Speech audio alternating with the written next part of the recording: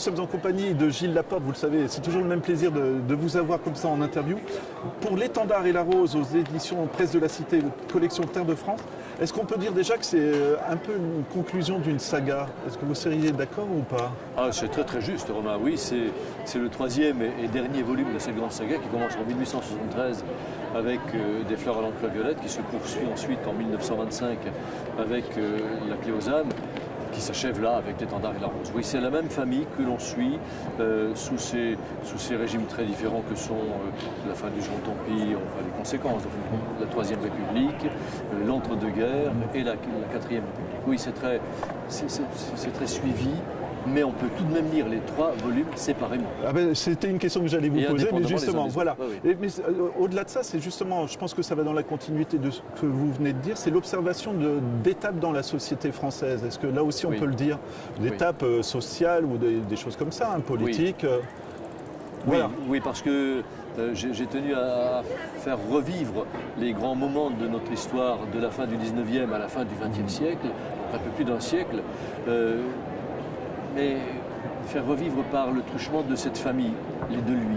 Une famille qui, on s'en souvient avec Des fleurs à l'encre violette, était une famille passionnée d'instruction publique, qui a eu un fils qui est entré à l'école normale, qui est devenu instituteur, qui a participé à cette belle éclosion de l'école de la République et qui va vivre de façon tragique, comme beaucoup l'ont vécu, la Seconde Guerre mondiale.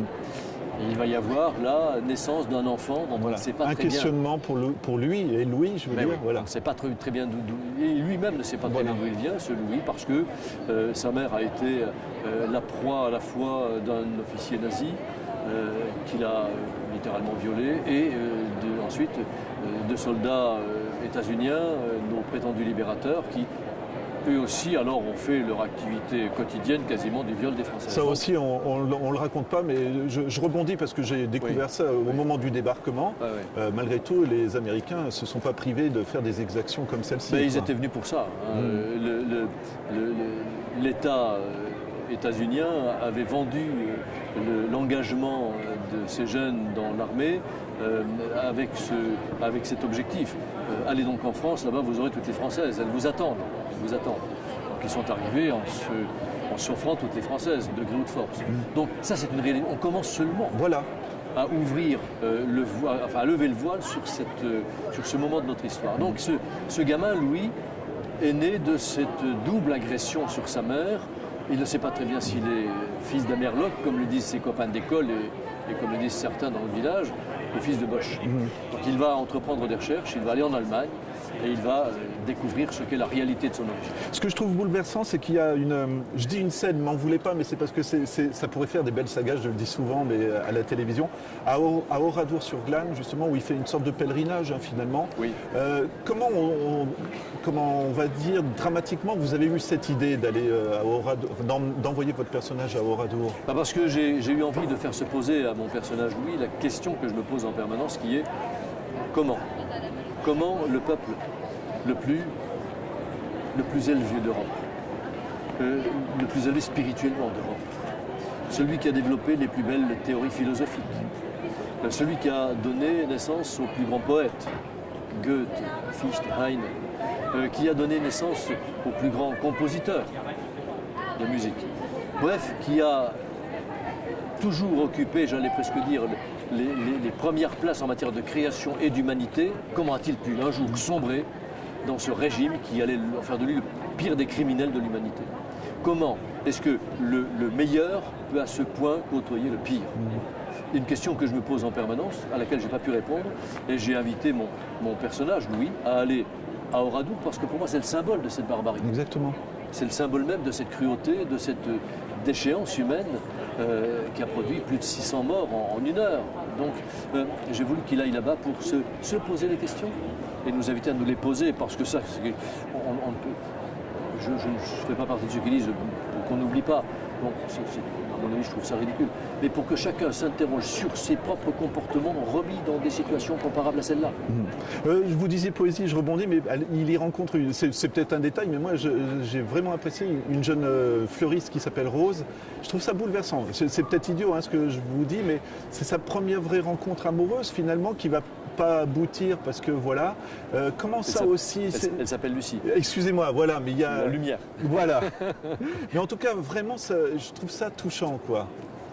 Bah oui, voilà, ça fait partie... Parce que Oradour est quand même un début d'amour. Oui. Voilà. Oui, c'est le quotidien de la vie.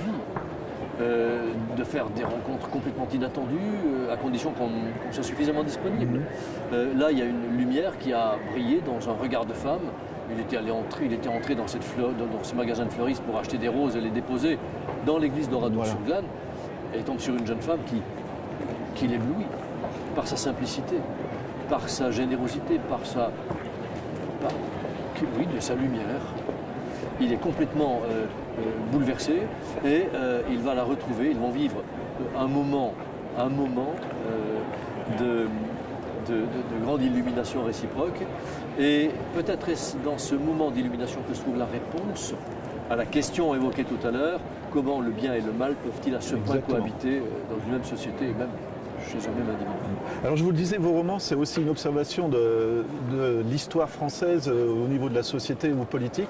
Ce que j'ai aimé aussi, c'est son côté intéressé par le communisme, et on peut le comprendre, des choses comme ça, mais il y a une remise en cause aussi de tout ça. C'est quoi? C'est les années 70, si je ne me trompe pas trop.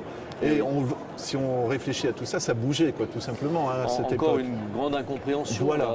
Que s'est-il passé dans les années 50 pour que la plupart des intellectuels européens, français en particulier, soient à ce point admiratifs du stalinisme. Voilà.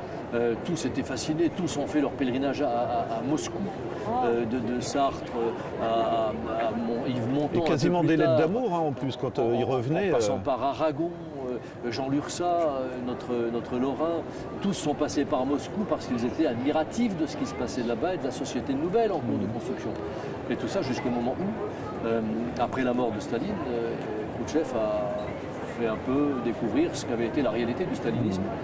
Et jusqu'à, surtout la publication, jusqu'à ce que Solzhenitsyn publie son Archipel du Goulag en 1974, et que l'on s'aperçoive de ce qu'avait été la réalité de la barbarie du régime stalinien. Donc, c'est encore une grande interrogation. Comment est-ce qu'une philosophie politique aussi généreuse que le communisme, qui est la volonté de faire le bien pour tous, par tous et pour tous, comment est-ce qu'il a pu donner naissance à une telle perversion aussi, qui a été le stalinisme, qui a été le soviétisme. Donc c'est une grande période charnière que celle-là, entre 55 et 75, 20 ans, où j'allais presque dire cette croyance s'est effondrée. Et nous n'en sommes pas encore remis. Pas encore remis. Il y a eu ensuite la chute du mur de Berlin. Bon, c'est pas dans le roman parce que je m'arrête à 84, mais la chute du mur de Berlin, du mur de Berlin, je veux dire, l'effondrement du soviétisme. Mais nous ne sommes pas remis encore de cette mutation-là qu'ont connue nos anciens dans ces années 50-70. Donc j'en arrive, ça sera une de mes dernières questions. On ne va pas dire la fin de votre roman, mais est-ce que quand vous avez terminé, vous vous êtes dit la boucle est bouclée? Est-ce qu'il y avait de l'émotion, tout simplement? Parce que moi, ça m'a ému, honnêtement. Bon, je vous le dis, parce qu'on commence à se connaître. Et terminer une saga, je pense qu'on doit avoir une grande fierté d'avoir écrit ces histoires, quoi. Voilà. Émotion, oui, grande émotion, très très grande émotion, peut-être l'émotion la plus vive que j'ai connue depuis que j'écris et que je publie des livres. Grande émotion pour deux raisons. La première, c'est que c'est un peu plus d'un siècle de vie de femmes. De vie de femmes qui sont engagées dans l'histoire, de femmes qui portent les hommes, de femmes qui les aident à grandir, de femmes qui illuminent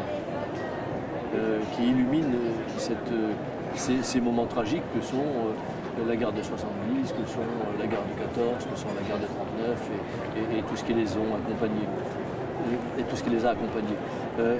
Donc, émotion de quitter ces femmes-là aussi admirables et lumineuses, déjà.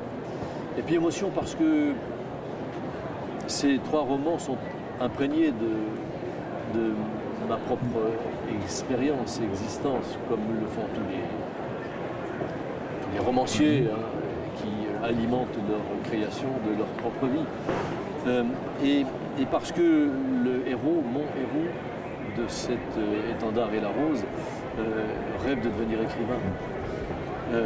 Et que, sans aller jusqu'à dire que, comme on l'a dit, il ne faut pas déflorer la fin du roman, est-ce qu'il y arrive ou pas, je ne le dirai pas, mais c'est en tout cas la passion qui le tient et qui le fait avancer, et soutenue dans cette démarche, dans cet itinéraire par les femmes qui l'environnent, dont la fleuriste Lucie, et dont aussi la violoniste. Oui. Notre violoniste qui est là et qui c'est l'amour de sa vie aussi. Hein, c'est l'amour de sa vie qu'il vit de façon très maladroite, qu'il vit. Mais quel homme n'est pas maladroit avec la femme qu'il aime, avec les femmes, ou avec la femme, F majuscule, avec le féminin en tout cas. C'est l'une des grandes